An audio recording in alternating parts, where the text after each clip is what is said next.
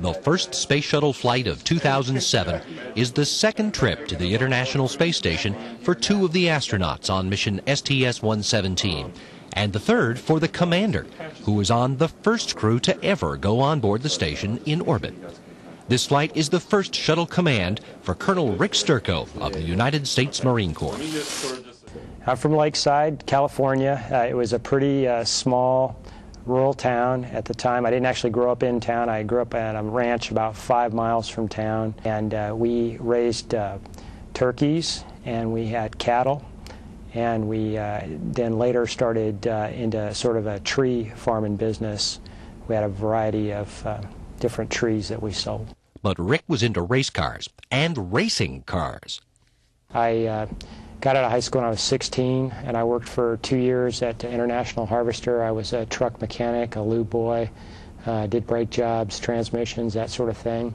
And I went to college at Cal Poly in San Luis Obispo to study mechanical engineering. They had a racing program there with the Society of Automotive Engineers, which is why I wanted to go there. And that's where I did a majority of my racing. And then I also did some stock car racing. I had my own car that I built and drove it on dirt tracks in California. That's where his life took a big turn, from wheels to wings. A professor who had been a Marine Corps pilot during the Vietnam War came up to me and said, "You ought to think about joining the Marines and being a pilot." And of course he made it sound very easy, like you just go down to the Marines and they paint your name on the side of an F-18, and it wasn't quite that simple, but things just worked out. After flight school in 1987, Sturckow was assigned to a fighter squadron in South Carolina for 4 years, a period that included a 7-month deployment to the Western Pacific. In 1990, he completed the Navy Top Gun fighter weapons training and was sent to Bahrain, from where he flew 41 combat missions in Operation Desert Storm. Then it was on to test pilot school, before being picked by NASA in 1994. His first space flight was as the pilot on STS-88, the first ever ISS assembly flight, joining the Unity node to the Zarya control module.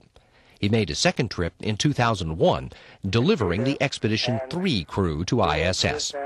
One crewmate from that flight is with him on this one. Pat Forrester is only recently retired from the job that he set his sights on when he was a young boy, a United States Army officer. I grew up in a military family. My father had gone to the military academy and was a career officer, and I knew that's what I wanted to do too. Forrester's family settled in Springfield, Virginia, where he graduated high school. He followed his father's footsteps to West Point, where he earned a bachelor's degree in applied sciences and engineering, then began his career in the infantry and as an airborne ranger. Early on, I had just been picked up by a helicopter. I'd been a couple days without sleep, picked up in a what we call a PZ, a pickup zone, and was sitting in the helicopter with my feet hanging out, hungry and tired, and I looked up at the pilots, and one of them was eating a little box of chicken. I still remember a little red and white box. And I said, I thought that this is what I wanted to do. That's what I want to do right there. Forrester graduated from the Army Flight School and was assigned as an instructor pilot. And it was during my early years of flying that I read an article about our first Army astronaut, which was General Bob Stewart. And I started thinking, wow, you know, you can do this thing that I love, which is being an Army officer. I think that's a really important role, and but also an astronaut. And it probably there is when my thoughts first started figuring out if that was something that I could really do. He later got a master's degree in mechanical and aerospace engineering from the University of Virginia, served as a flight test engineer, and completed the Navy Test Pilot School before being assigned to the Johnson Space Center as an aerospace engineer in 1993. 3 years later, he was selected as an astronaut, and he made 2 spacewalks on his shuttle flight to the International Space Station in 2001. Forrester retired from the Army with the rank of colonel, the same as his father, in 2005. The other veteran spacewalker on the crew is Jim Riley, an Idaho native who grew up in the suburbs around Dallas, Texas. He traces his interest in spaceflight to the day John Glenn orbited Earth in his Mercury capsule. Riley was almost 8 and visiting the dentist. And the dentist was a big space fan, listened to John's ground passes every time he went by. And after one that lasted about 15 minutes and he had stopped work and I'm just laying there with all this stuff in my mouth, he asked me if I ever thought I'd like to be an astronaut. I thought anything but here. But he was hooked and made plans to become an astronaut by first becoming a fighter pilot. Unfortunately, the end of the Vietnam War changed the number of pilots the military needed, so my path got changed a little bit. I went off to become a scientist. I worked as a geologist, worked in the Antarctic, and then went to work in the oil and gas industry for 17 years. But during that period, I never lost that dream of doing what I'm doing today. Riley was chosen as an astronaut in 1994. In 1998, he flew on the shuttle mission that delivered Andy Thomas to the Mir space station. In 2001, he made 3 spacewalks on the flight that delivered the Quest airlock to ISS, including the first EVA ever from that new module. Riley's spacewalking partner on this mission is first-time flyer Danny Olivas, a California native who grew up in El Paso, Texas. The thing that I remember most about El Paso was the view at night. And I remember going up on my roof with my father, and we'd set the telescope up and we'd look at the moon. I just remember being awestruck by the fact that you had this, just an enormous amount of space above us. He got interested in the space program during a family trip to the Johnson Space Center in Houston when he was 7. And I remember it was a time near the end of the Apollo era, and I remember coming through the Teague Auditorium, which at the time was a museum, and I remember being just awestruck with what human beings had done. It sparked an interest in science, an interest he maintained through elementary school and into junior high, along with the other natural interests of most teenage boys. He put in his first application to the astronaut corps when he graduated from the University of Texas, El Paso with a bachelor's in mechanical engineering. He worked in private industry while earning his master's in the same field at the University of Houston, and then got his doctorate at Rice University before joining NASA as a researcher at the Jet Propulsion Laboratory. He was selected for the astronaut corps in 1998.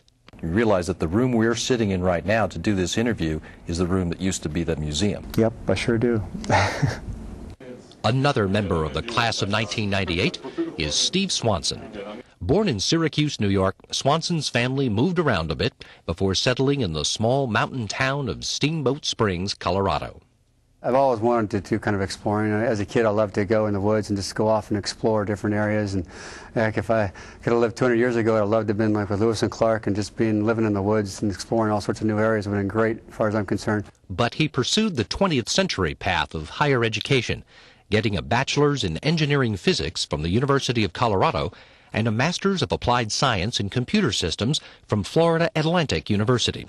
Then I was trying to figure out at that point, I really need to get a job. It was time to really go to work, and it just kind of hit me at that moment that, this is a job I'm going to have for, 30, 40 years. At that moment, I started really going through all the possibilities of what I could do and what sounded fun and adventurous, but also though had used your brain a lot. It was challenging in all sorts of aspects, and the one that popped up at that time was the astronaut. He was soon hired as a systems engineer in the Aircraft Operations Division at NASA's Johnson Space Center. And after earning a Ph.D. in computer science at Texas A&M, he was selected to become an astronaut. The third member of that class making his first flight on STS-117 is Colonel Lee Archambault of the United States Air Force, born in the Chicago area town of Oak Park and raised in nearby Bellwood.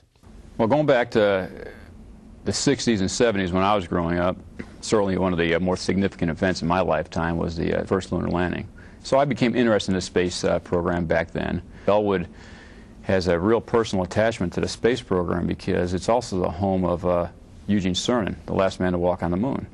So back in the early 60s when Mr. Cernan was in the space program flying Gemini missions and eventually Apollo missions, he was the man in town, and he generated a lot of interest in the space program in our hometown. Archambault studied aeronautical and astronautical engineering at the University of Illinois, earning bachelor's and master's degrees. Then he joined the Air Force and earned his pilot's wings in 1986. His operational assignments included 6 months in Saudi Arabia, from where he flew 22 combat missions in Operation Desert Storm. Later, it was test pilot school, and then weapons development test.